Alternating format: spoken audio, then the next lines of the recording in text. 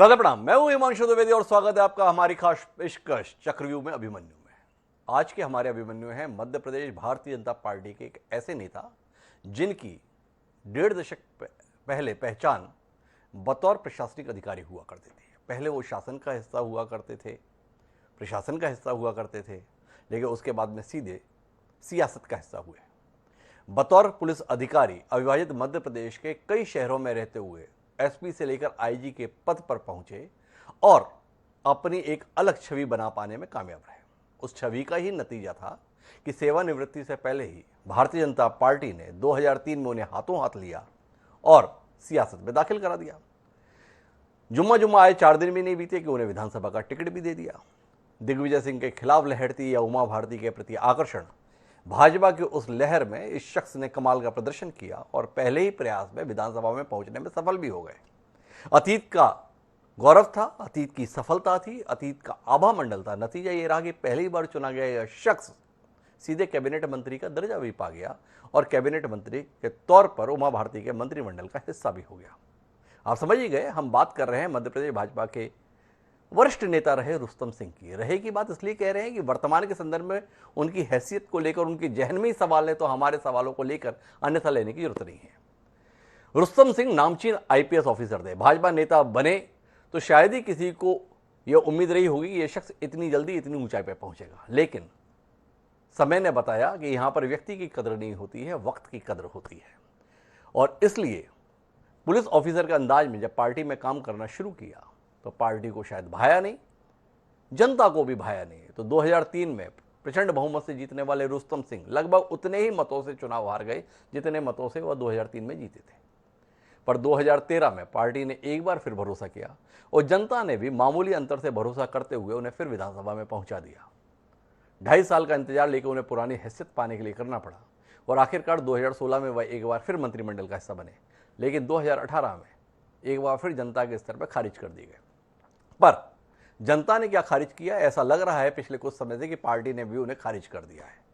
उम्र के 76वें बसंत को देख रहे रुस्तम सिंह मार्गदर्शक मंडल तो छोड़िए, शायद अपने आप को दर्शक के तौर पर भी पार्टी में किसी हैसियत में महसूस नहीं कर पा रहे। तो समझने की कोशिश करें कि बतौर पुलिस अधिकारी जिस शख्स ने इतनी जीवंत अपनी छवि रखी थी, वह राजनीति के मैदान पर अपने आप को उस कदर कामयाब क्यों नहीं कर पाए जैसा पुलिस अधिकारी के तौर पर था। इस गुत्थी को सुलझाने के लिए 4 खास मेहमान हमारे साथ जुड़ेंगे, उनसे आपका परिचय कराएं और रुस्तम सिंह पर वर्तमान हैसियत और भविष्य की संभावनाओं को लेकर कुछ गंभीर बातचीत करें। उससे पहले लेकिन देखते हैं वो खास रिपोर्ट जो हमारे साथी अजय त्रिपाठी ने रुस्तम सिंह जी को केंद्र में ध्यान में रखकर तैयार की है। देखिए उसका पहला भाग। ये दबदबा, ये हुकूमत, ये नशा, ये दौलतें, सब किराएदार हैं, घर बदलते रहते हैं। करीब 1.5 दशक पहले आईजी जैसे ओहदे वाली पुलिस ऑफिसर की रुतबेदार नौकरी छोड़कर सियासी सफर शुरू करने वाले रुस्तम सिंह को शायद अब यही एहसास हो रहा होगा। उनके जिस दबदबे को भुनाने के लिए भाजपा ने रुस्तम सिंह को अपना दामन थमाया था, वो दबदबा अब खत्म हो रहा है। इसलिए भाजपा उनसे अपना दामन छुड़ाने की कोशिश करने में लगी है और सियासत के इस सामयिक सितारे को घर बैठा दिया गया है। नई भाजपा में सक्रिय राजनीति की अनिर्धारित उम्र सीमा पार कर चुके रुस्तम सिंह अपनी सियासी विरासत बेटे को सौंपने की कोशिश कर रहे हैं, लेकिन पार्टी में जागीरदारी का जतन करने वाले ये भी नहीं होने दे रहे। यह हालात राजनांदगांव, जबलपुर, इंदौर जैसे प्रमुख जिलों के एसपी और रायपुर जैसी जगह पर सीएसपी, एसपी, डीआईजी और आईजी रहे उस दबंग और तेजतर्रार पुलिस ऑफिसर रुस्तम सिंह के हैं, जिसे भाजपा 2003 में गुर्जर बाहुल्य मुरैना का सियासी गढ़ भेदने के लिए सत्ता के गलियारों से सियासत की राह पर लाई थी। सत्ता पलट की उम्मीद वाले उस चुनाव की मुख्य रणनीतिकार उमा भारती ने अपने विश्वसनीय सहयोगी प्रहलाद पटेल के जरिए रुस्तम सिंह की ओर कदम बढ़ाए थे। दबंग संगठन महामंत्री कप्तान सिंह सोलंकी ने इस पर मोहर लगाई थी और प्रदेश के प्रभारी अरुण जेटली खुद पुलिस ऑफिसर रुस्तम सिंह को भाजपाई नेता बनाने के लिए ग्वालियर लाए थे। 3 महीने बाद विधानसभा चुनाव हुए तो तय वादे के अनुसार रुस्तम सिंह को मुरैना से प्रत्याशी बना दिया गया। उमा भारती की दिग्विजय सिंह विरोधी लहर, जातीय समीकरण और तमाम नए पुराने पुलिस अफसरों की मशक्कत काम आई और रुस्तम सिंह विधायक बन गए। उमा की अगुवाई में 10 साल की दिग्विजय सिंह सरकार नेस्ता नाबूद होकर भाजपा की सरकार बन गई। वक्त की नजाकत और प्रारब्ध की प्रबलता ने रुस्तम सिंह को पहली बार का विधायक होने के बाद भी कैबिनेट मंत्री बनवा दिया। उमा भारती के बाद सीएम बने बाबूलाल गौर ने पहली बार के विधायक मंत्रियों को कैबिनेट से बाहर कर दिया, लेकिन रुस्तम सिंह कैबिनेट में बने रहे। गौर के बाद सत्तानशी हुए सीएम शिवराज सिंह चौहान ने भी रुस्तम सिंह को अपना साथी बनाए रखा। दोनों मुख्यमंत्रियों ने रुस्तम सिंह को दमदार विभाग सौंपकर उन्हें अपनी प्रशासनिक क्षमता दिखाने का भरपूर मौका दिया। रुस्तम सिंह भी उम्मीदों पर खरे उतरे, लेकिन ये सब पार्टी के अंदर ही कुछ लोगों को रास नहीं आ रहा था। कैबिनेट मंत्री के रूप में अच्छा काम करने वाले रुस्तम सिंह को पार्टी ने 2008 के चुनाव में एक बार फिर मुरैना से मैदान में उतारा, लेकिन वक्त ने बादशाहत बदल दी। रुस्तम सिंह चुनाव हार गए। उन्हें बसपा के उन परसराम मुदगल ने लगभग 16,000 वोटों से हरा दिया, जिन्हें रुस्तम सिंह 2003 में लगभग 16,000 से ही हराकर पहली बार के विधायक बने थे। इस हार को इस सीट पर कभी किसी के लगातार दूसरी बार नहीं जीतने के मिथक से जोड़ा जाता है, लेकिन सियासी चालबाजियों की कहानी इतनी सहज नहीं है। उस समय के पार्टी प्रदेश अध्यक्ष नरेंद्र सिंह तोमर की रुस्तम सिंह से अदावत मिथक वाली कहानी में कई पेच फंसा देती है। कई पेच आज रुस्तम सिंह के चक्रव्यूह में उलझने की पृष्ठभूमि माने जाते हैं। मुरैना विधानसभा क्षेत्र के लिए किए गए उनके कार्य की अगर गणना करें तो उसकी सूची बहुत लंबी है। मंत्री रहते हुए और खास तौर पर स्वास्थ्य एवं परिवार कल्याण मंत्री रहते हुए उन्होंने मुरैना को जो सौगात दी है वो बहुत ही अनूठी है। रुस्तम सिंह भले हार गए, लेकिन भाजपा शिवराज की अगुवाई में फिर जीतकर सत्ता में आ गई।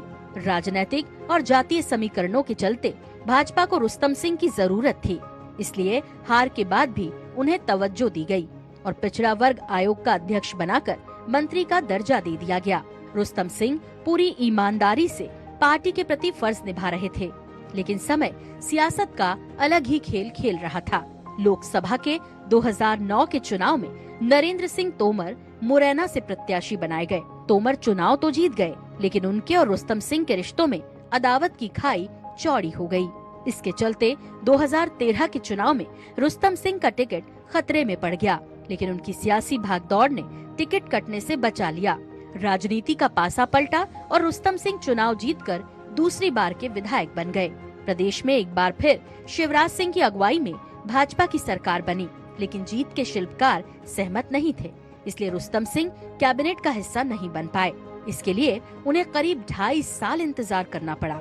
जून 2016 में सियासी समीकरण कुछ बदले तो रुस्तम सिंह एक बार फिर मंत्री बन गए। अपने कामकाज से उन्होंने सत्ता और सियासत के गलियारों में संतुलन बनाए रखा।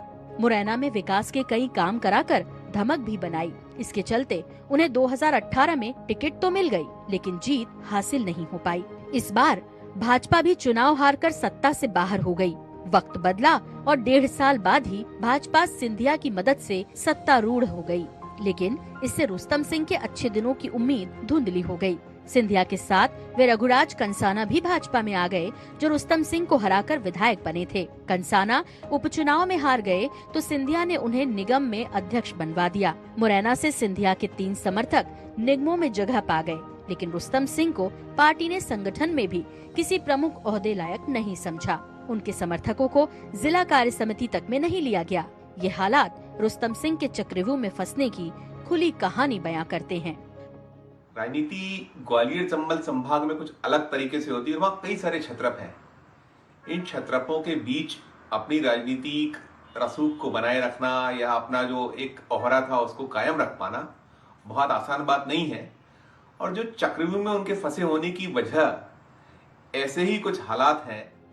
रुस्तम सिंह सियासत के जिस भंवर जाल में उलझे हैं, उससे निकलकर दमदारी दिखाने की उम्मीद कम होती जा रही है। सिंधिया की सरपरस्ती भी उन्हें पुराना रुतबा शायद ही लौटा पाए। बढ़ती उम्र के बहाने सियासत की चालबाजियां और उनके राजनीतिक आभा मंडल की चमक खत्म कर देना चाहती है। ऐसे में उन्हें एक बार फिर ताल ठोंककर आईपीएस वाले अंदाज में आना होगा, ताकि चालबाज बेनकाब हो सकें।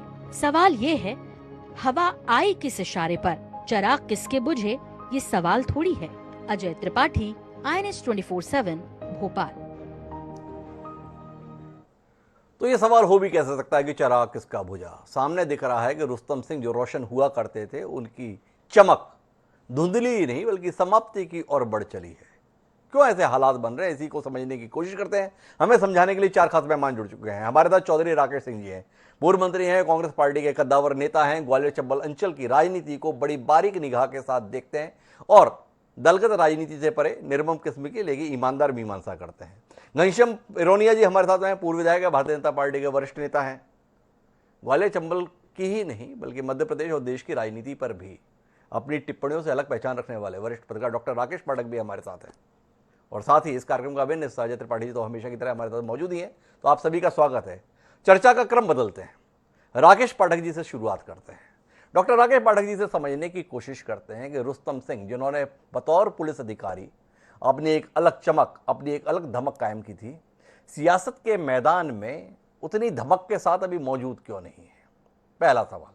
दूसरा सवाल आपसे समझने का यह है कि पार्टी ने कम से कम 15 साल तक तो रुस्तम सिंह पर भरोसा किया। 2003 में जब पार्टी में लाए तो भरोसा था, टिकट दिया, जीते तो मंत्री बनाया, सीधे कैबिनेट मंत्री बनाया, ये भी भरोसा था। 2008 में जनता ने खारिज कर दिया, फिर भी पिछड़ा वर्ग आयोग का अध्यक्ष बनाया, तो ये भी एक भरोसा था। 2018 में भी मौका दिया, भरोसा जताया, पर उसके बाद से अचानक क्या हुआ ऐसा कि जनता ने भी भरोसा छोड़ दिया और पार्टी ने भी छोड़ दिया। आप समझ पाए राकेश पाठक जी, क्या हुआ रुस्तम सिंह जी के साथ? देखिए क्या हुआ, उस पर आने से पहले मैं थोड़ा सा, बहुत शानदार रिपोर्ट अजय त्रिपाठी जी की थी, पैकेज पूरा, उसमें एक चीज और जोड़ना चाहता हूं जो शायद बहुत कम लोगों की जानकारी में हो। आदरणीय राकेश चौधरी जी को स्मरण होगा, रुस्तम सिंह जी के राजनीति में प्रवेश के पीछे एक बहुत बड़ा नाम था भारतीय जनता पार्टी के लौह पुरुष लाल कृष्ण आडवाणी का, जो प्रकट रूप में बहुत कम लोगों की जानकारी में है कि रुस्तम सिंह जी को राजनीति में लाने वाले आडवाणी जी थे और बजरिए ईश्वरदास रोहाणी जी। रोहाणी जी अब दुनिया में नहीं है और आडवाणी जी अब भारतीय जनता पार्टी के मार्गदर्शक मंडल में सुशोभित हैं। जो भरोसा पार्टी ने किया था उस पर लगातार वे शुरू में जीतते रहे और पिछला चुनाव जब हारे हैं तो 2018 का चुनाव मध्य प्रदेश में सत्ता परिवर्तन का चुनाव था। शिवराज सिंह की 3 बार की सरकार को लोग बदलना चाहते थे, इसलिए रुस्तम सिंह का हारना उस दौर की हार में शामिल है जिसमें कई सारे दिग्गज उस वक्त हारे थे, बीजेपी के तमाम सारे मंत्री हारे थे। उसके बाद क्या हुआ, इस सवाल पर अगर हम आए हिमांशु जी, तो ये समझना होगा कि अब पिछले कुछ सालों में, सिर्फ 18 में ही नहीं, उसके और पहले जाना होगा, चंबल में बहुत पानी बह गया है। भारतीय जनता पार्टी की जो क्षेत्रीय शक्ति संतुलन की राजनीति है, जिसमें ग्वालियर चंबल में अगर हम नामों को देखेंगे तो एक तो आपने शुरू में अपने पैकेज में बताया कि नरेंद्र सिंह तोमर से उनकी अदावत सर्वविदित है। सब जानते हैं कि नरेंद्र सिंह तोमर हर बार ये नहीं चाहते रहे हैं कि रुस्तम सिंह जी को टिकट मिले और अपने बस भर उन्होंने प्रयास किए, फिर भी राष्ट्रीय नेतृत्व तक अपने संपर्कों के चलते रुस्तम सिंह टिकट पाते रहे। लेकिन जब नरेंद्र सिंह तोमर सीधे मुरैना से जाकर लोकसभा का चुनाव लड़ने लगे, तब से रुस्तम सिंह की राह और कठिन हो गई और संयोग और दुर्योग से अब ज्योतिरादित्य सिंधिया के कांग्रेस में प्रवेश के बाद तो स्थितियां और बहुत बदल गई हैं। क्योंकि जिस व्यक्ति ने उन्हें हराया था पिछला विधानसभा चुनाव, वो ज्योतिरादित्य सिंधिया के खेमे के थे, रघुराज कंसाना। उपचुनाव में वे हार गए हैं। तो अब अगला चुनाव जब 2023 में आएगा तब असली परीक्षा होगी। लेकिन इसमें एक चीज और है हिमांशु जी, उम्र कहीं ना कहीं अब रुस्तम सिंह जी के आड़े आ रही है। हम जानते हैं राष्ट्रीय नेतृत्व हो सकता, नरेंद्र मोदी जी की उम्र भी अगले चुनाव तक उसके आसपास होगी, लेकिन उन्हें छोड़कर बाकी तो किसी को भी मार्गदर्शक मंडल में भेजने के लिए पर्याप्त पात्रता है कि आपकी उम्र 75 साल हो गई है, 73 साल हो गई है। एक तो ये बीच में एक घटनाक्रम और ऐसा हुआ था जिसे मैं जोड़ना चाहता हूं। मुरैना जिला पंचायत अध्यक्ष के चुनाव में रुस्तम सिंह जी के बेटे राकेश सिंह पूरी तरह से जीतने की स्थिति में थे। प्रदेश जिला पंचायत के अध्यक्ष बनने ही वाले थे, बहुमत उनके पास था।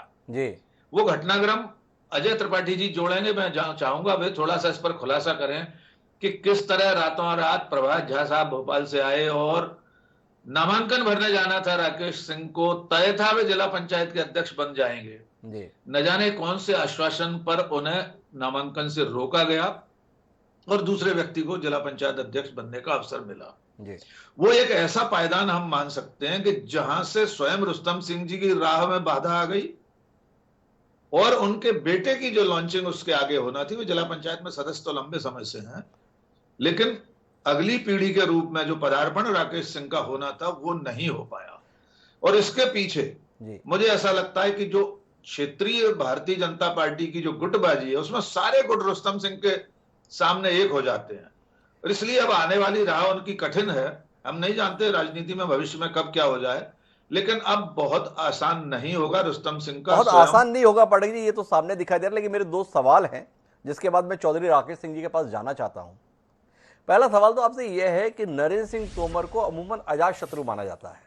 वो जिस शैली की राजनीति करते हैं उसमें दोस्त भले ही बन जाए, दुश्मन बनाने में बहुत यकीन नहीं रखते हैं। लेकिन रुस्तम सिंह के साथ उनकी अदावत को जितनी दमदारी से अजय त्रिपाठी की रिपोर्ट बोलती है और राकेश पाठक जैसे सुधी पत्रकार भी बोलने के लिए तैयार है, तो क्या कारण है कि नरेंद्र सिंह तोमर अपनी छवि के विपरीत रुस्तम सिंह के साथ दुश्मनी निभा रहे हैं?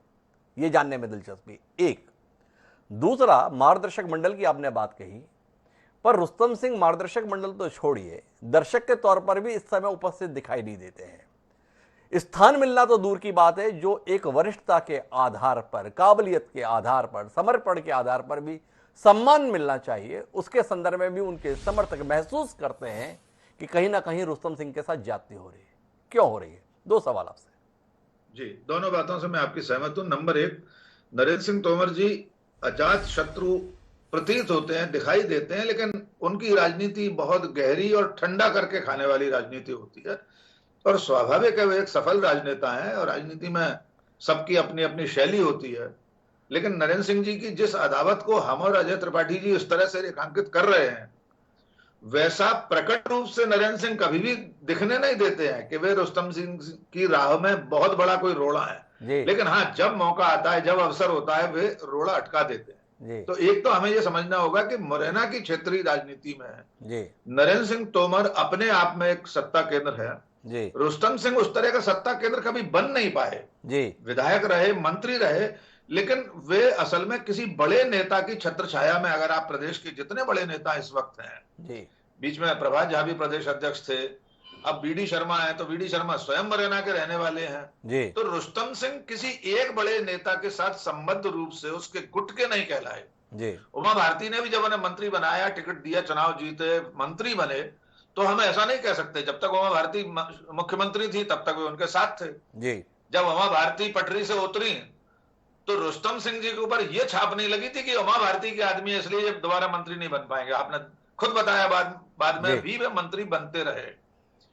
दूसरा सवाल आपका मैं भूल रहा हूं, क्या आपने दूसरा सवाल आपका? मैंने कहा था कि सम्मान तक नहीं मिल रहा है, स्थान तो दूर की बात है।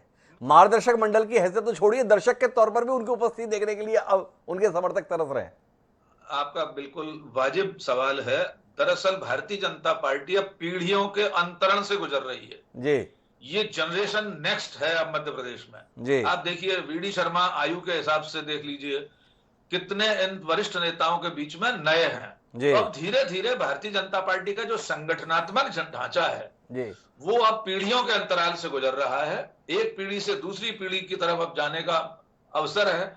हमने ग्वालियर चंबल अंचल में ऐसी 3 पीढ़ियों को आते और जाते हुए देखा है, शीतला साय से लेकर नरेंद्र सिंह तोमर, और अब इनके बाद की पीढ़ी आ रही है। अब यकीन मानिए अगले 5 सालों में भारतीय जनता पार्टी का पूरा संगठन और तंत्र बदला हुआ दिखाई देगा और ऐसे बदलाव के समय में रुस्तम सिंह जी जैसे लोग दर्शक दीर्घा में ही दिखाई देंगे, अधिकतम दर्शक दीर्घा में दिखाई देंगे, ये राकेश पाठक जी का कहना है। लेकिन सवाल यह कि अगर पीढ़ियों का हस्तांतरण का दौर चल रहा है तो रुस्तम सिंह के बेटे राकेश सिंह अपना जनाधार साबित किए हुए हैं, जिला पंचायत के अंतर्गत चुनाव प्रचंड बहुमत से जीते हुए हैं, पर उनको रोकने की जैसी कवायद रही और उसके बाद मौका न देने के संदर्भ में जिद है।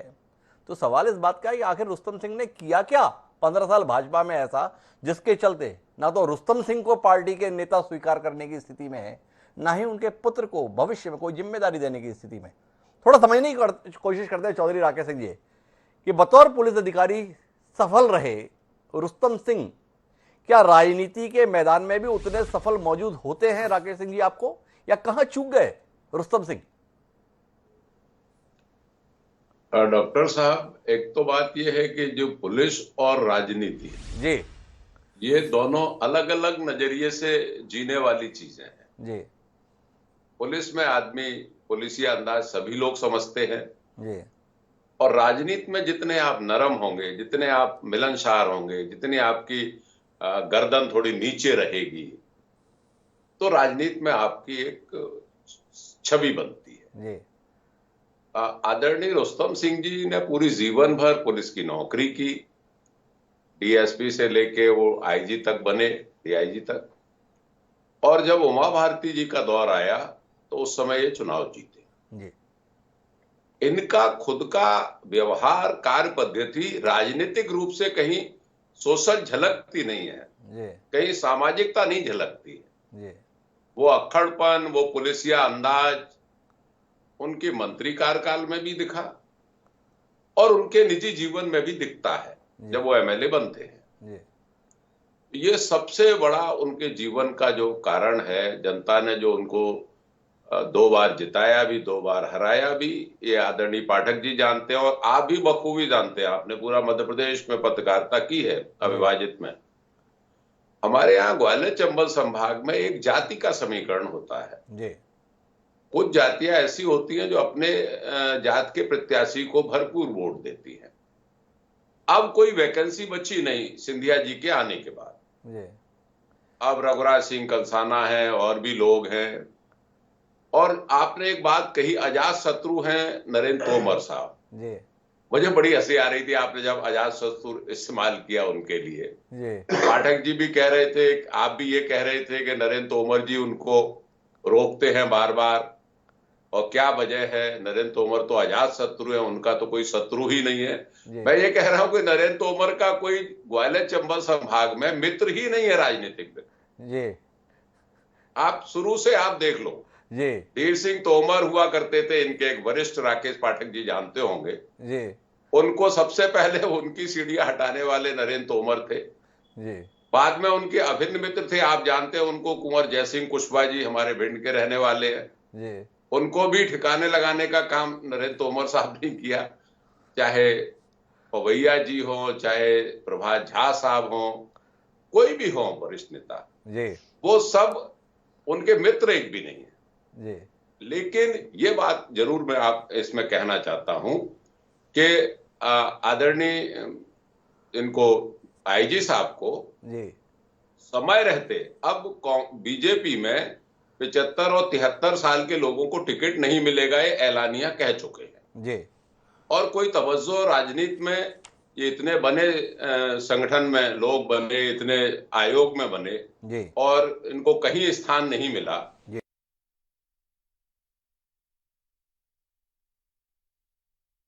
प्रयासरत हैं जी लेकिन भारतीय जनता पार्टी को आप लोग भी नजदीक से जानते हो, और मैं तो उनके साथ बैठ के आया हूं। जी इनके वारिसों को ये स्थान दे दें इनके एक्टिव रहते हुए, वो संभव है नहीं। जी उनके यहाँ बड़ा इस मामले में सख्त नियम रहता है। जी तो अब इनको कैसे भी, इनका तो एपिसोड पूरा हो गया, मैं आपको बताऊं। जी अब इन्हें चाहे चक्रव्यूह में रखो आप, चाहे चक्रव्यूह के बाहर रखिए, जी अब इनके लिए एक ही टारगेट है कि अपने बच्चे को अगर टिकट दिलाने में ये सफल होंगे जी तो इनकी राजनीतिक पारिवारिक भविष्य जो है उज्जवल रहेगा।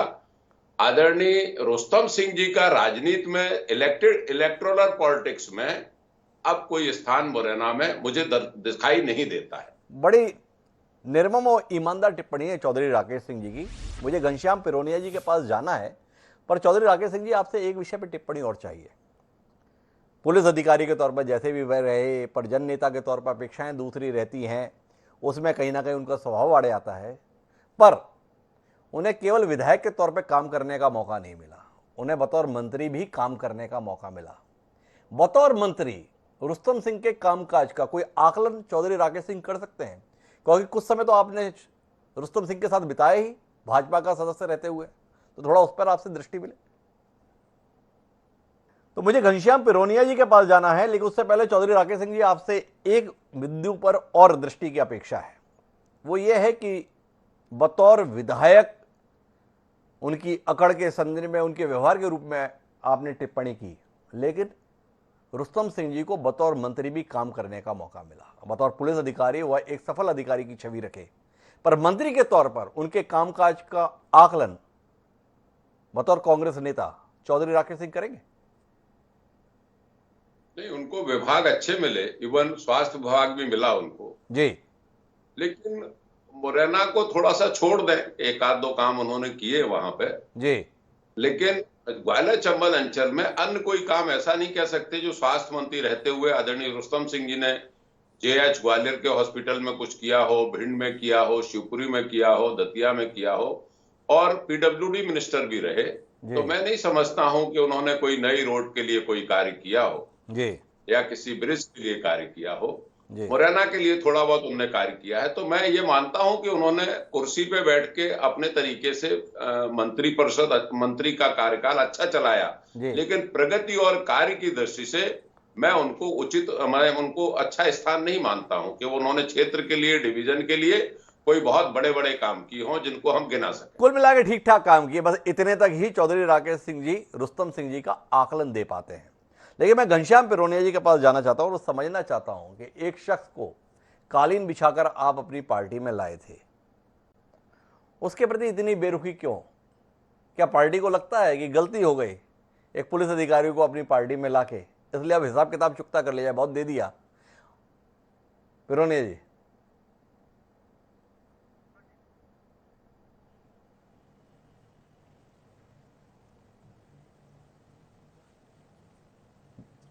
नहीं,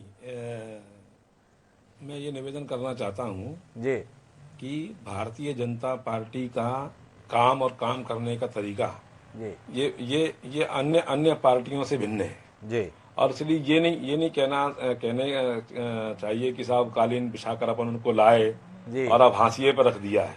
जी, ठीक है, समय रहता है, समय के साथ में व्यक्ति की योग्यता के आधार पर पार्टी को जहाँ लगता है जी, क्या उसकी उपयोगिता है, जी, वहाँ उपयोगिता करने का कार्य भारतीय जनता पार्टी करती है जी, और उसी अनुसार उनको लगता है, उस अपेक्षा में अगर वो फिट बैठते हैं तो आगे भी काम देने का काम उनको किया जा सकता है, करेंगे भी। जी। लेकिन हमारी पूरे पैनल की एक राय यह है कि रुस्तम सिंह कुल मिला के नरेंद्र सिंह तोमर की नाराजगी का शिकार हुए, इसलिए उतने कामयाब नहीं हुए। चुनाव भी जीत पाए अगर 2013 में तो घिस-घिसा के ही जीत पाए, 2018 में भी अगर हिसाब किताब उनके संदर्भ हुआ तो कहीं ना कहीं तोमर साहब की नाराजगी उन्हें भारी पड़ी। क्या कारण है जिसके चलते तोमर साहब इतने नाराज रहे रुस्तम सिंह से?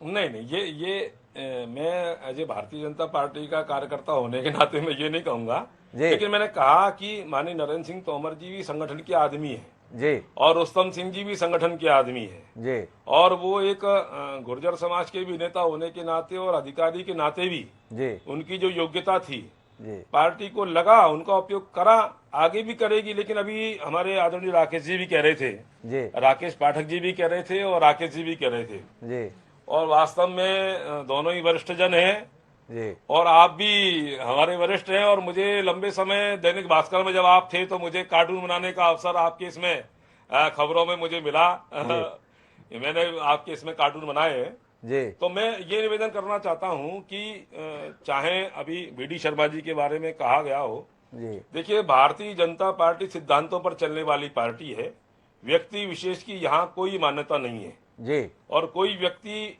कभी भी अपने आप को संगठन से बड़ा जब समझता है जी, या समझने की कोशिश करता है तो ये उसको नहीं समझना चाहिए कि निगाहें उसके ऊपर नहीं है। जी, भारतीय जनता पार्टी इतना बड़ा संगठन है और इतनी निगाहें व्यक्ति के ऊपर रहती हैं, कार्यकर्ता के ऊपर रहती हैं कि कब उसको अर्श पर बिठाना है ये भी वो आंखें तय करती हैं और कब उसको फर्श पर बिठाना है ये भी तय करती है। किसी को घमंड करने की आवश्यकता भारतीय जनता पार्टी में तो नहीं रहना चाहिए और इसलिए ये जो संगठन है जी, वो अलग प्रकार का संगठन है और हम सब लोग संगठन के माध्यम से जो भी दायित्व हमको मिलते हैं जी, वो उसको पूरा करने का काम करते हैं। तो बड़ी महत्वपूर्ण टिप्पणी की पिरोनिया जी आपने कहा कि निगाह रहती है और जो जना अपने आप को संगठन से ज़्यादा बड़ा समझता है उसे कब अर्श से फर्श पर ला दिया जाए, ये पार्टी हमारा तुरंत इंतजाम कर दे। तो आपसे समझना चाहता हूं रुस्तम सिंह ने कब अपनी हैसियत पार्टी से भी बड़ी आंख ली, जिसके चलते पार्टी को तय करना पड़ा कि अब इस व्यक्ति को अर्श से फर्श पर लाने का समय आ गया है।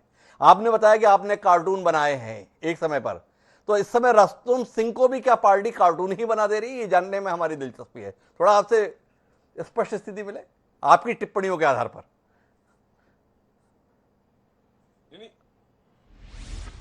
नहीं, मैं उस समय दैनिक भास्कर में था, आप भी थे उस समय और कार्टून एज ए कार्टूनिस्ट वहां पर था, तो मैं कार्टून बनाने का काम करता था जी। और कार्टूनिस्ट की जो दृष्टि रहती है जी भले ही मैं भारतीय जनता पार्टी से संबद्ध रहा हूं जी। लेकिन अखबार में काम करते समय क्या सही है और क्या गलत है ये जनता के सामने आना चाहिए जी। मुझे भारतीय जनता पार्टी ने विधायक भी बनाया, मुझे भारतीय जनता पार्टी ने राज्य मंत्री का दर्जा देकर आयोग का भी सदस्य बनाया और आज मेरा टिकट काट दिया। मुझे टिकट नहीं मिला तो मैं ये नहीं कह रहा हूं कि साहब मेरा टिकट काट दिया, हो सकता है कुछ मेरे अंदर कमी होगी जी। मैं अपना आकलन करना चाहिए। और मैंने कहा ना कि हमें देखने वाले तमाम सारे लोग हैं, हो सकता है और अच्छा हमारे बारे में सोचा हो सकता है रुस्तम सिंह जी के बारे में और अच्छा सोचा हो। पिरोने जी आप कुछ उलझ गए।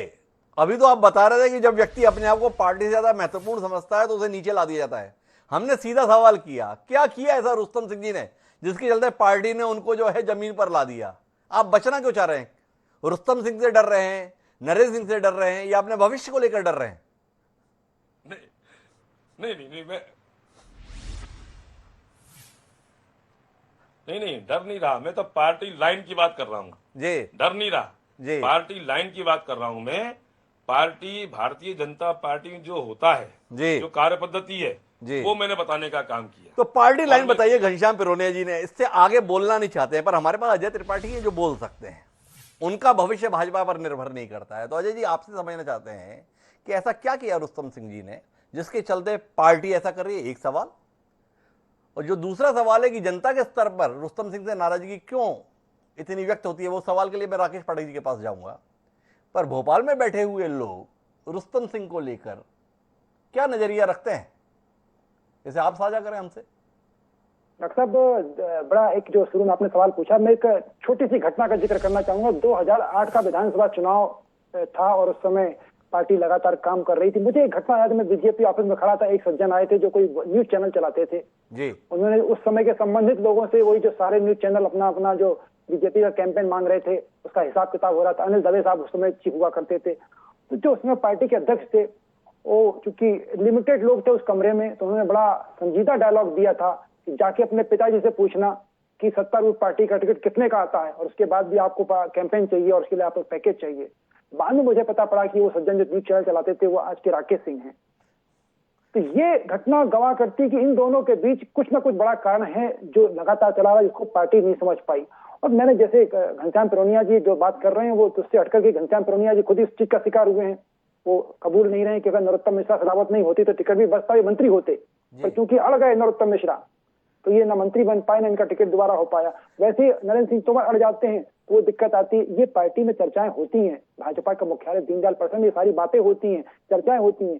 तो माना ये जाता है। मैं अजय त्रिपाठी जी आपको बीच में रोकता हूं, ये बात बार बार कह ली गई कि नरेंद्र सिंह रोकते हैं, नरेंद्र सिंह नाराज रहते हैं, राकेश पाठक जी ने भी बताया, पर क्यों रहते हैं?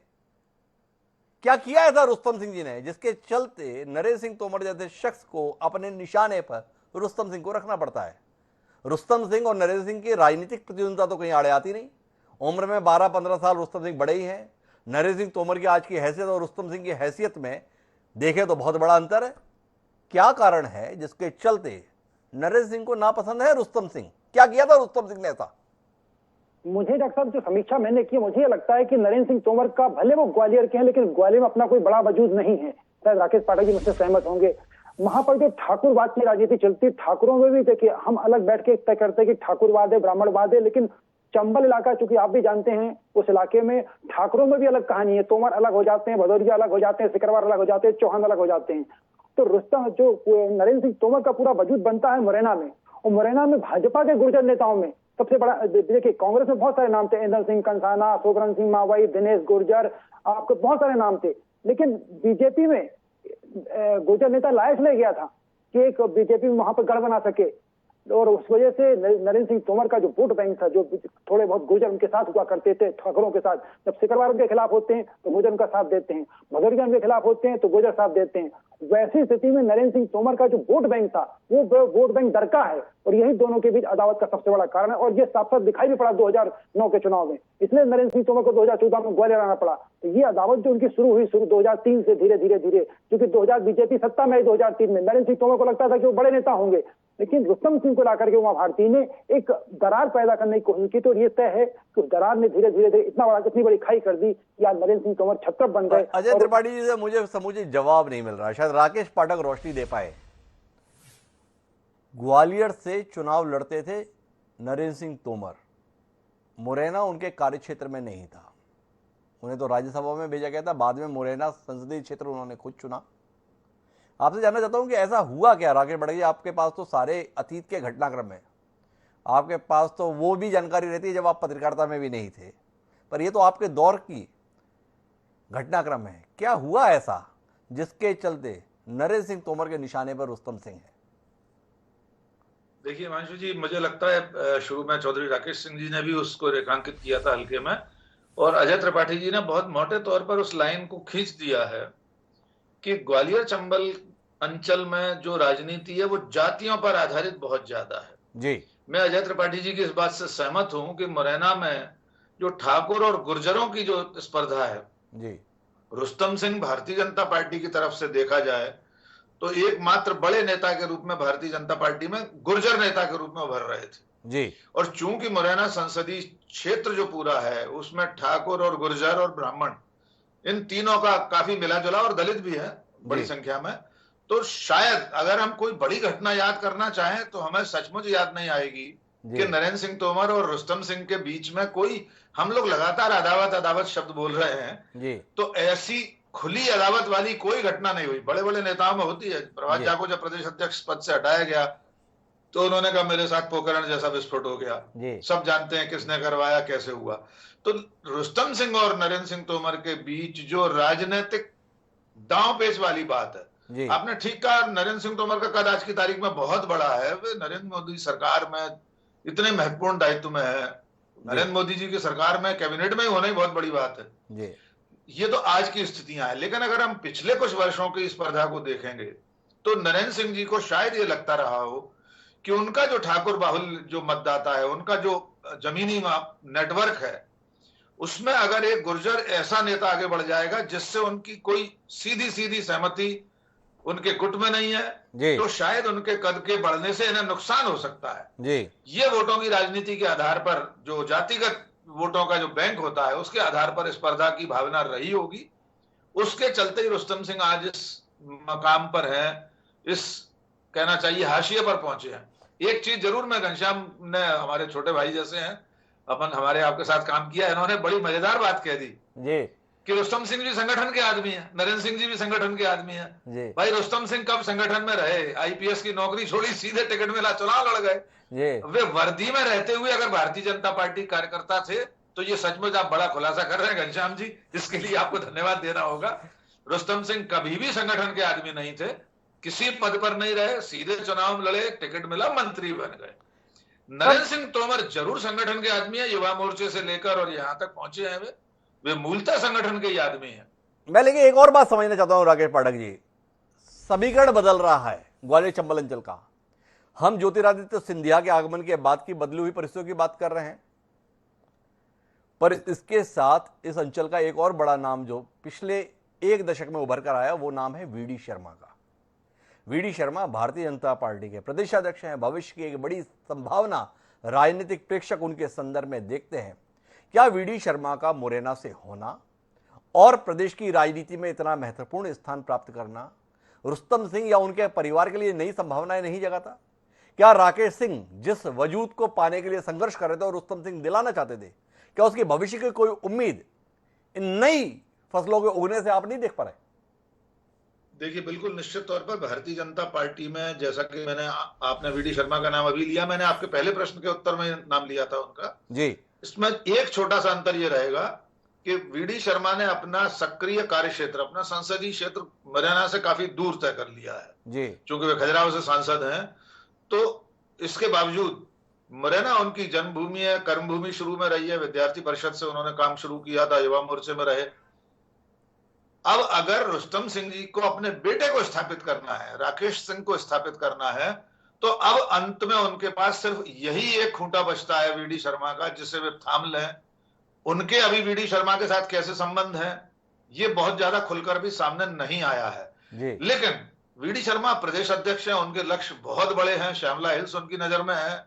तो मुझे नहीं लगता सिर्फ मुरैना की राजनीति में वे एक व्यक्ति के लिए कोई ऐसी नई रार खोलेंगे जो उन्हें नरेंद्र सिंह तोमर या अन्य क्षेत्रीय नेताओं के साथ सीधे सीधे आमने सामने खड़ा कर दे। वीडी शर्मा इससे बचने की कोशिश करेंगे, क्योंकि उनकी भविष्य की पारी के लिए कोई बहुत ज्यादा फर्क नहीं पड़ता कि रुस्तम सिंह पुनः हाशिए से मुख्य पृष्ठ पर आ जाएं या उनके सुपुत्र आ जाएं। इससे वीडी शर्मा की सेहत पर अभी बहुत ज्यादा फर्क पड़ता मुझे नहीं लग रहा।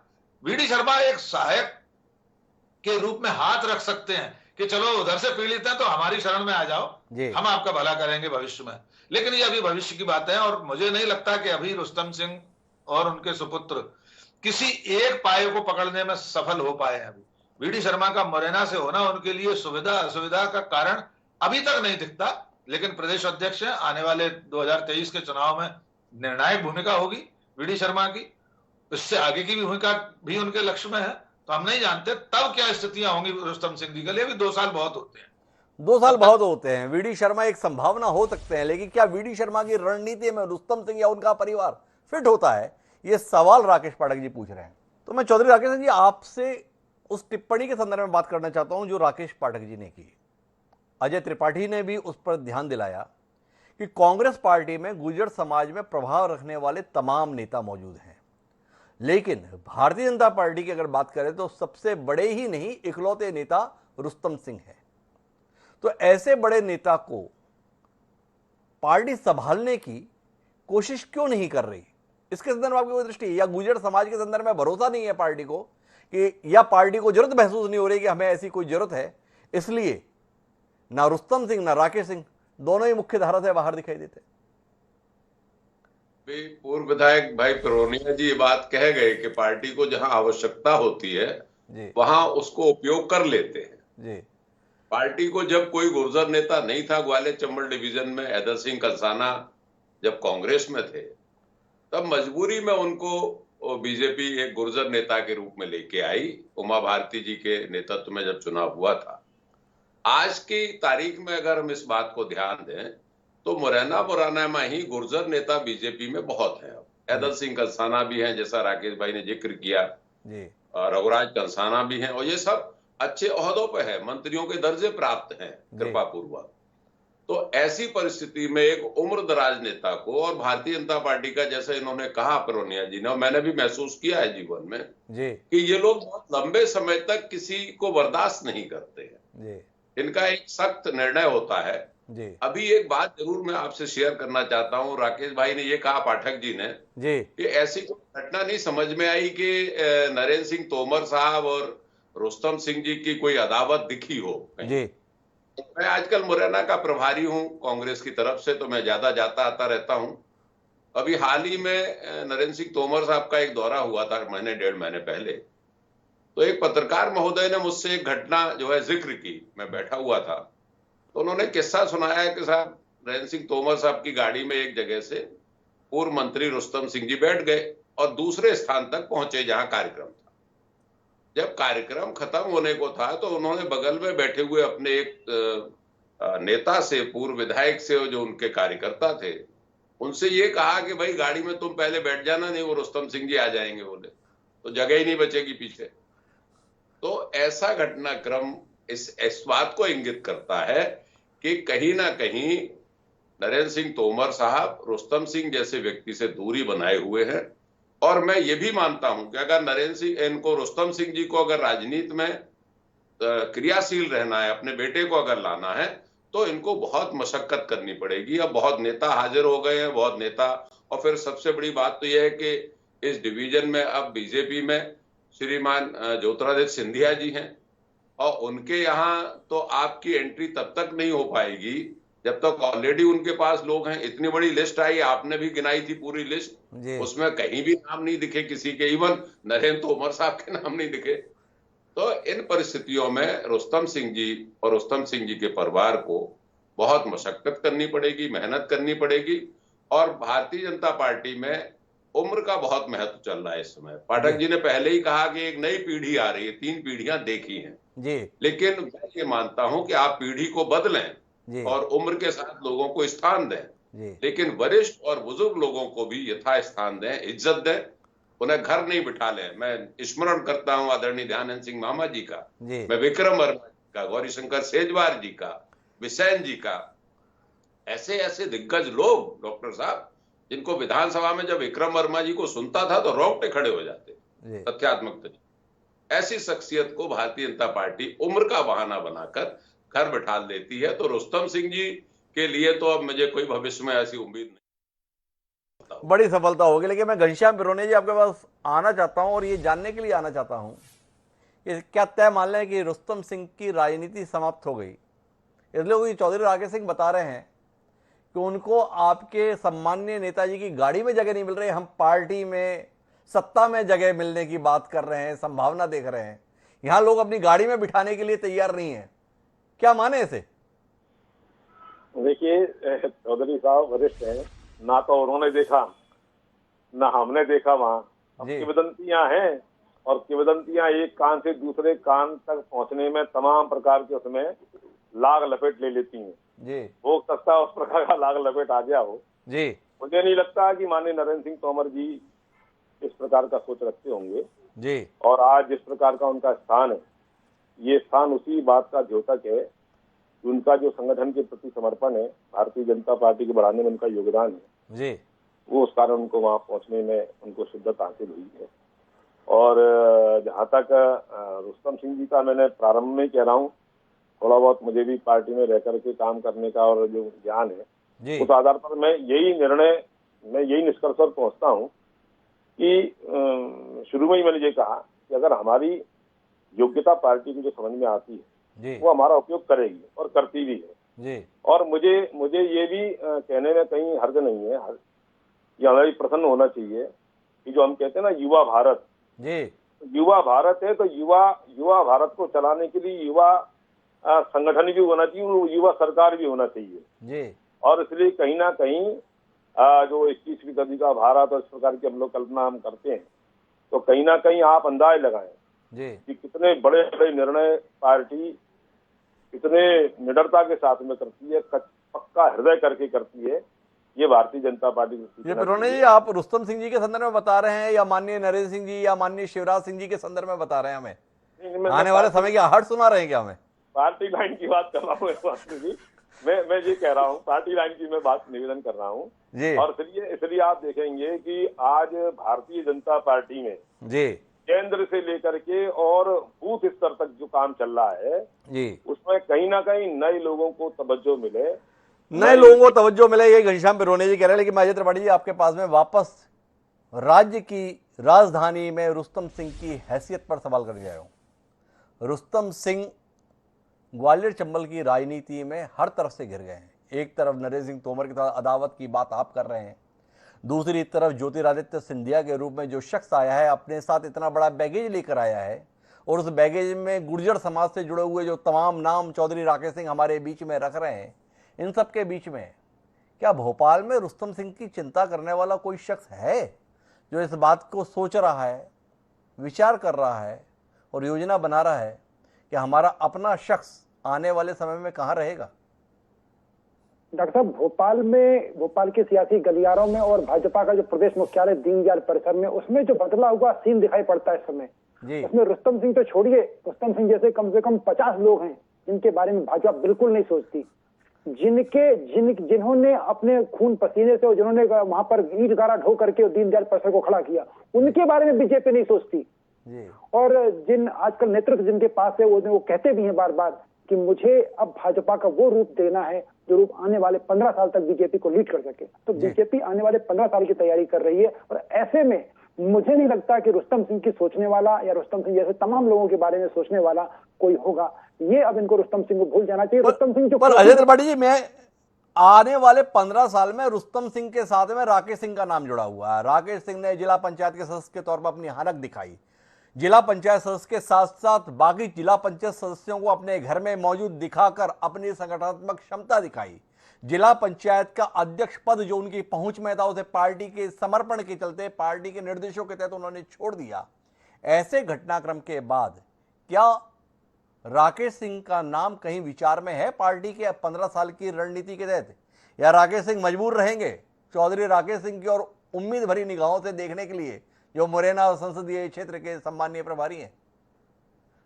नहीं, राकेश सिंह जी को लेकर के कम से कम भाजपा में इस तरह कोई चर्चा नहीं, क्योंकि राकेश सिंह का सीधा संपर्क भाजपा के नेताओं से नहीं होता। अभी तक उन्होंने जितना काम किया वो रुस्तम सिंह के पुत्र के तौर पर ही किया।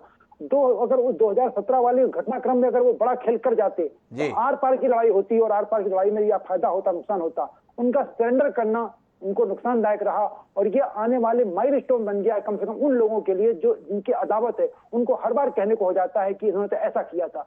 और जो पुरोनिया जी बार बार अपनी पार्टी का चरित्र गाथा सुना रहे थे उसमें ये जो माइलस्टोन है वो फिट नहीं बैठता। इसलिए मुझे लगता कि राकेश सिंह, इसलिए रुस्तम सिंह नई खेल खेला है। वो बानमोर क्षेत्र में बड़ी मेहनत कर रहे हैं ताकि एक बड़ा वोट बैंक तैयार रहे, ताकि ये कहा जा सके कि बानमोर इलाका उनके लिए बहुत मुफीद है।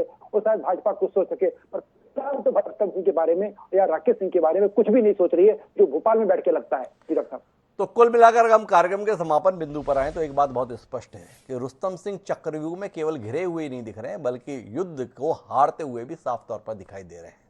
उनकी एक बड़ी गलती के तौर पर अजय त्रिपाठी जी बता रहे हैं कि अगर 2017-18 के जिला पंचायत चुनाव में उन्होंने अपनी ताकत परिणाम की शक्ल में दिखाई होती, ना कि केवल प्रदर्शन के तौर पर, तो कहानी कुछ और हो सकती थी। पार्टी के निर्देशों के पालन की भूल कहीं ना कहीं चौधरी राकेश सिंह जैसा बार बार टिप्पणी कर रहे हैं कि भाजपा बदल गई है, उसको प्रतिबिंबित करता है रुस्तम सिंह के परिवार की वर्तमान स्थिति।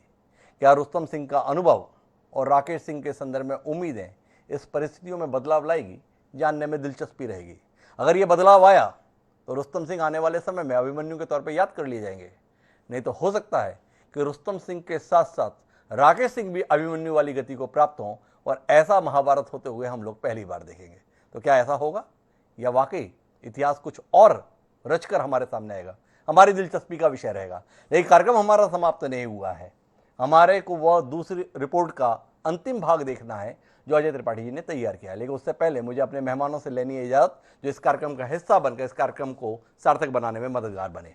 तो चलिए देखते हैं रिपोर्ट का अंतिम भाग, और उससे पहले मुझको भी दे दीजिए इजाजत। अगले सप्ताह फिर मिलेंगे किसी नई शख्सियत को केंद्र में रखकर चक्रव्यूह में अभिमन्यु में। तब तक के लिए सादा प्रणाम। जिधर जाते हैं सब जाना, उधर अच्छा नहीं लगता। मुझे पामाल रास्तों का सफर अच्छा नहीं लगता। पावरफुल पुलिस ऑफिसर रहे रुस्तम सिंह सियासत की राह पर आने के बाद भले ही मुरैना के विकास पुरुष बन गए हों, लेकिन राजनीतिक की तिकड़म नहीं सीख पाए। इसलिए वो एक अलग रास्ते पर चल निकले और वही उनके लिए समस्या बन गया। पहली बार विधायक बनने के साथ ही मंत्री बन जाने वाले रुस्तम सिंह ये मान रहे थे कि अपने क्षेत्र में विकास के कार्य और प्रदेश में अपनी जिम्मेदारी का ठीक से निर्वहन ही सब कुछ है, लेकिन उनकी सोच गलत थी। 4 में से 2 चुनाव हारने के बाद उन्हें इसका भान हो गया। काफी समझदार माने जाने वाले रुस्तम सिंह यह समझने में चूक गए कि राजनीति में गुटबाजी, षड्यंत्र, चालबाजी बहुत जरूरी है। वह दूसरों के खिलाफ यह सब नहीं कर पाए और अपने खिलाफ हो रही साजिश को भी नहीं समझ पाए। इस अंचल को अपनी जागीर समझने वाले भाजपा के सियासतधीशों के साथ उन्होंने समन्वय की कोशिश की, लेकिन सफलता नहीं मिलने पर अलग राह थाम ली। मुरैना से सांसद नरेंद्र सिंह तोमर का 2014 के चुनाव में मुरैना सीट छोड़कर ग्वालियर चले जाना इस बात का संकेत था कि मुरैना की राजनीति में सब कुछ ठीक होने का अंदेशा ऊपर तक था। इस अंदेशे ने नरेंद्र सिंह तोमर को भले ही ग्वालियर से सांसद बना दिया, लेकिन 2013 की जीत के बाद भी 2.5 साल तक रुस्तम सिंह को मंत्री नहीं बनने दिया। ऐसे में 2018 के चुनाव के पहले रुस्तम सिंह के बेटे राकेश सिंह की जिला पंचायत अध्यक्ष बनने की कवायद राजनीति का बड़ा तमाशा बन गई। राकेश सिंह ने जिला पंचायत अध्यक्ष गीता हर्षाना के खिलाफ अविश्वास प्रस्ताव लाकर बहुमत लायक वोट अपने कब्जे में कर लिए। नरेंद्र सिंह तोमर के खुले समर्थन से अध्यक्ष बनी गीता की कुर्सी बचाने के लिए तोमर सहित भाजपा के सारे दिग्गज एक हो गए। भाजपा के तत्कालीन प्रदेश अध्यक्ष नंद कुमार सिंह चौहान ने मुरैना में डेरा डाल दिया। संगठन का दबाव रुस्तम सिंह पर पड़ा तो उन्होंने पुत्र मोह को संगठन के प्रति वफादारी पर कुर्बान कर दिया। राकेश सिंह ने अपने कब्जे के सारे वोट पार्टी को दे दिए और खुद वोटिंग से बाहर हो गए। इसके चलते एक वोट से गीता की कुर्सी बच गई। राजनीति के इस तमाशे ने 2018 के विधानसभा चुनाव में रुस्तम सिंह की हार की स्क्रिप्ट तैयार कर दी थी। पार्टी 2018 में रुस्तम सिंह का टिकट तो नहीं काट पाई, लेकिन वे मुरैना शहर के विकास पुरुष का तमगा पाने के बाद भी रुस्तम सिंह चुनाव हार गए। इसके बाद सिंधिया के भाजपाईकरण ने रुस्तम सिंह की रही सही उम्मीदों पर पानी फेर दिया। उन्हें हराने वाले रघुराज कंसाना अब सिंधिया के साथ भाजपाई हैं। उपचुनाव नहीं जीत पाए तो निगम अध्यक्ष बना दिए गए। इन सब के चलते विपक्ष को भी लग रहा कि रुस्तम सिंह की सियासी पारी पर ब्रेक लग गया है।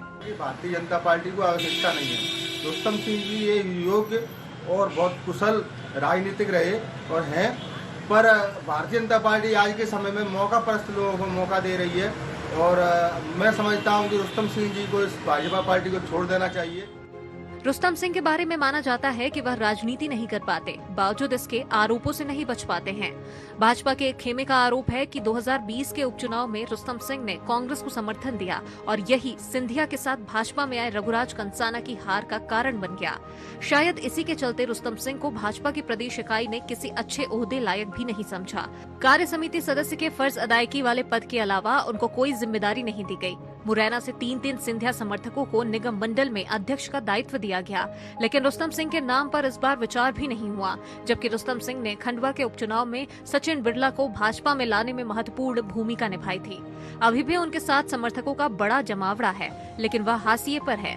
हालांकि भाजपा इससे इनकार करती है। पार्टी का दावा है कि रुस्तम सिंह पार्टी के वरिष्ठ नेता हैं और उनके अनुभव का लाभ पार्टी लगातार लेती है। पार्टी जब भी उनका उपयोग जहां समझती है, समय समय पर चुनाव में भी उनका बहुत महत्वपूर्ण भूमिका में उपयोग करती रही है और आगे भी करती रहेगी। ये सब व्यर्थ की बातें हैं कि वो चक्रव्यूह में फंस गए। यह लगभग तय है कि भाजपा अब रुस्तम सिंह को शायद ही मुख्य धारा में लेकर आए। बढ़ती उम्र का पैमाना एक बड़ा बहाना हो सकता है। बेटे राकेश को उनकी सियासी विरासत का वारिस मानने में संगठन को हिचक हो रही है। ऐसे में अब उन्हें इस चक्रव्यूह को भेदने के लिए अपना सियासी अंदाज बदलकर ताल ठोकनी होगी, नहीं तो एक उम्मीदों भरा सफर मंजिल तक पहुंचने के पहले ही खत्म हो जाएगा। मुरैना से रविंद्र तिवारी के साथ अजय त्रिपाठी, INS 24/7 भोपाल।